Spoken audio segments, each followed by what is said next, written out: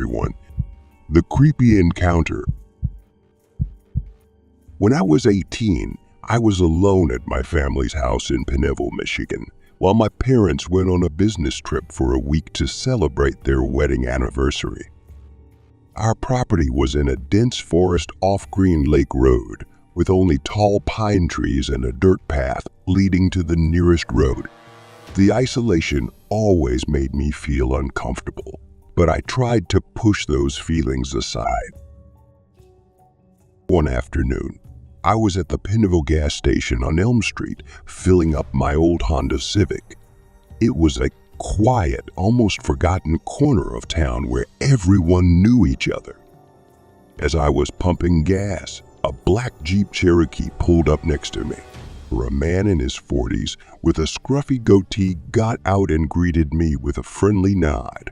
He seemed harmless enough and asked me for directions to the interstate. I gave him detailed directions, noticing that he was writing them down in a notebook instead of using his phone. A little odd, but I didn't think much of it. He smiled and thanked me and said he was from out of town, but he didn't say where. After filling up the tank, he got back in his Jeep and drove away. I didn't think much of it at the time. That evening, I was returning home from hanging out with friends. As I turned off Green Lake Road and into our long driveway, I saw the same black Jeep Cherokee behind me. He didn't try to follow me down the driveway. He just kept driving, which I found odd but chalked up to coincidence. Around midnight, as I was getting ready to leave the house to meet my friends again, I heard footsteps in the surrounding woods. It was summer, so at first I thought it might be an animal. As I walked to my car, however, I heard a man's voice clearly calling, "Kate," from the shadows of the trees. My heart pounded, and I rushed inside, locking every door and window. The next night, while my parents were still out, I heard the voice again. It was unmistakably the man from the gas station. I caught a glimpse of him at the edge of the woods, just beyond the reach of the porch light.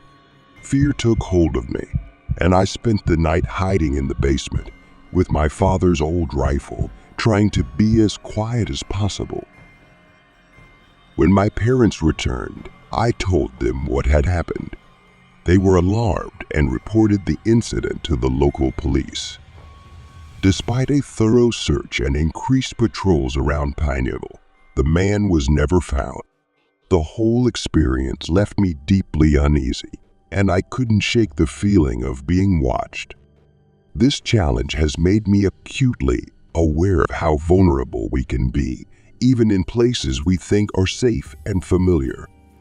It has reinforced to me the need to always be vigilant and prepared, no matter how trivial or normal the situation may seem.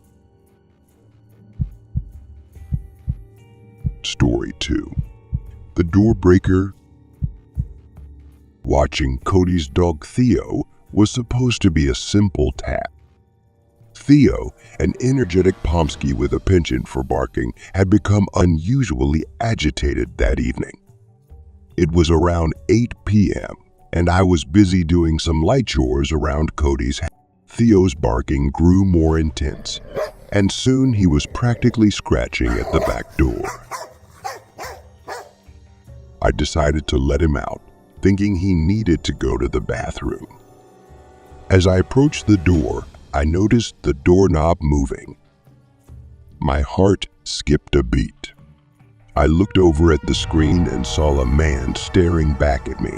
He was disheveled, mid-50s, dirty, and looked like he hadn't showered in days. His eyes were wild and he seemed lost. He asked me if I'd seen Cody's sister, Melissa. Melissa was in her 20s and lived far away. I knew right away that this man wasn't here for a friendly chat. I firmly told him that Melissa wasn't there and asked him to leave. He seemed hesitant, almost as if trying to gauge my seriousness. I decided to mention the security cameras scattered around the complex, hoping to deter him further. The mention of the cameras seemed to convince him, and he eventually left. I watched him from the window until he disappeared down the street. When Cody returned, I told him the details. He was as confused as I was. Melissa hadn't mentioned the man, and no one in Cody's group knew him. We were both relieved that I had scared him off, but the encounter left me feeling extremely uneasy. The thought of what might have happened if he had gotten inside gave me goosebumps. That night, I double-checked all the doors and windows before going to bed, and even then, I still couldn't shake the feeling of being watched.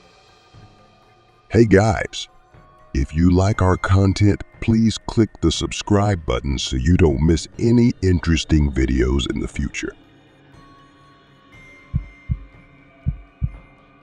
Story 3. The Attic Intruder. This is a story that happened to me when I was 16, living in a quiet suburb of Seattle, Washington. It was a normal summer evening, and my parents had gone out to dinner, leaving me home alone for a few hours. I had intended to watch a movie and relax, but that night took a turn I will never forget. While I was watching TV in the living room, I heard a series of soft noises coming from above. At first, I thought it was just the house settling down, but the noises continued, irregular and distinct. They sounded like footsteps. I paused the movie and listened closely, trying to determine if my mind was playing tricks on me. The noises continued, getting louder and more purposeful. I felt a chill run down my spine as I realized the sounds were coming from the attic. Trying to stay calm, I grabbed my phone and flashlight. I hesitated, debating whether to call my parents or investigate the noise myself.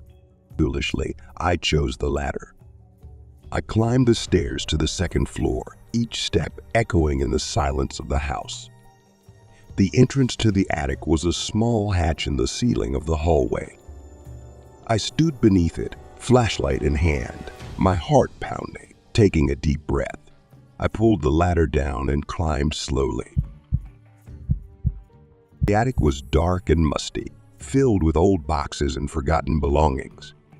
I swept the flashlight around, illuminating the dust motes dancing in the air. As I moved deeper into the attic, the thumping grew louder. I turned a corner and saw something that made my blood run cold. A pair of dirty bare feet were visible behind a stack of boxes. I held my breath. I moved closer, and the flashlight revealed a disheveled man crouching in the darkness. His clothes were dirty, and his eyes were wide with a mixture of fear and aggression. Before I could react, the man lunged at me, knocking the flashlight from my hand. We wrestled in the dark, his grip on my wrists painfully tight. I kicked and writhed desperately, trying to get free.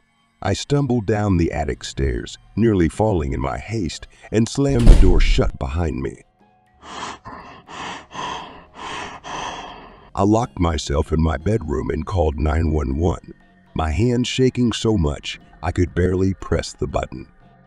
I whispered to the operator about the intruder in the attic, afraid that he might come down at any moment. The minutes felt like hours as I waited for the police to arrive. When they finally found him, they found the man still hiding in the attic. He was a homeless man who had somehow found his way into our house and had been living there for days, maybe weeks, without our knowledge. The police escorted him away, and my parents rushed home, horrified by what had happened. The thought of that man living above us, moving silently through the house, still haunts me. We installed better locks and security measures, but I never felt safe in that house again. It was a chilling reminder that sometimes the scariest things aren't in our imaginations. They're right above our heads. Story 4. The Haunting Presence. I was 13 years old, home alone in our large house in rural Michigan. My parents had gone away for the weekend, leaving me in charge of the property. It was a normal Saturday night, and I was engrossed in playing Vice City on my PS2. The living room was dimly lit by the glow of the TV when I suddenly heard a loud metallic clang from outside. I froze, my heart pounding. I rushed to the window, trying to see what was making the noise. It was only when I got to the window overlooking the storage building that I saw it. The door was wide open. A chill ran down my spine. Our storage building was filled with all sorts of equipment, and anyone could be hiding inside. I grabbed my rifle from the closet, a precaution my parents always took. Went outside yelling, "Who's there?" but got no response. I cautiously approached the storage building, announcing that I had a gun. When I reached the door, I found it slightly ajar. I felt scared and decided it was best to retreat. Back inside the house, I locked all the doors and sat by the window, watching the storage building for any signs of movement. I tried calling my dad, but he didn't answer. I left a voicemail explaining the situation in a trembling voice. The silence was unbearable until I heard a creaking sound from upstairs. My heart pounded as I climbed the stairs, rifle in hand. I saw 2 bare feet through the crack under my parents' bedroom door. The reality of the situation hit me hard. I realized that I was overextended and probably unprepared to do this. I rushed downstairs and locked myself in the bathroom, calling 911. The operator told me to keep quiet. I heard footsteps approaching the bathroom door, and a deep voice said, "What's up, kid?" I told the operator that I was on the phone with the police and had a gun. The intruder tried to open the door but eventually left. The police arrived shortly after and thoroughly searched the house, confirming that the man was gone. I stayed at my uncle's house that night, shaken and relieved to be safe. Hey guys, if you enjoy engaging stories and can't take your eyes off them, don't forget to subscribe to our channel so you don't miss any future videos. Don't forget to ring the bell to get updates as soon as new videos are released, or join us in discovering the most interesting and exciting stories. Thank you for your support and congratulations.